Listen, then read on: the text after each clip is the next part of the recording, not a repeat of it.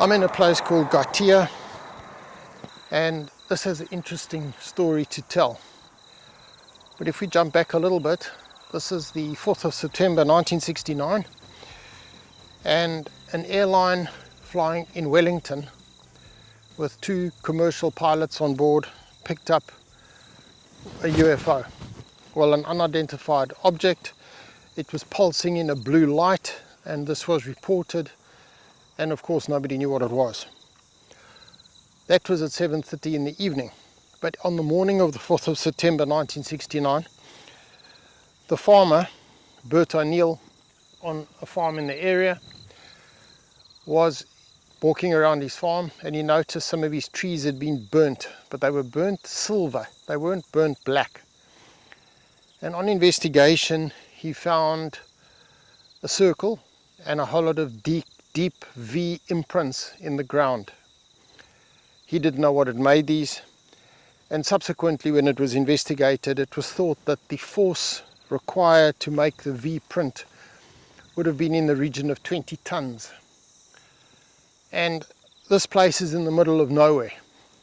From here to Auckland is probably an hour and a half, and it's a pure rural farming community. They farm predominantly cattle. There is a little bit of corn, but that's about it. So it's not an area where you would expect conspiracy theorists, especially back in 1969. So the crop circle he mentioned to some friends. They then passed it on, and the next thing, people were traveling from far and wide to come and picnic on his farm and essentially destroy any evidence.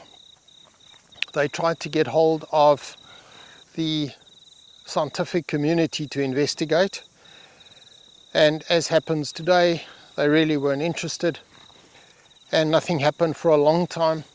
Much later, a government intervention resulted in an investigation being done into the crop circles, but this was much later.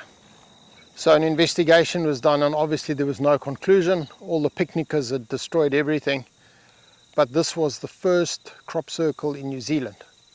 Now, if one were to think back 1969, that's 53 years ago, it was not technologically in a position to use lasers, etc., to create a crop circle, and it was not expected. There was no talk of it at the time, so it was something completely unusual.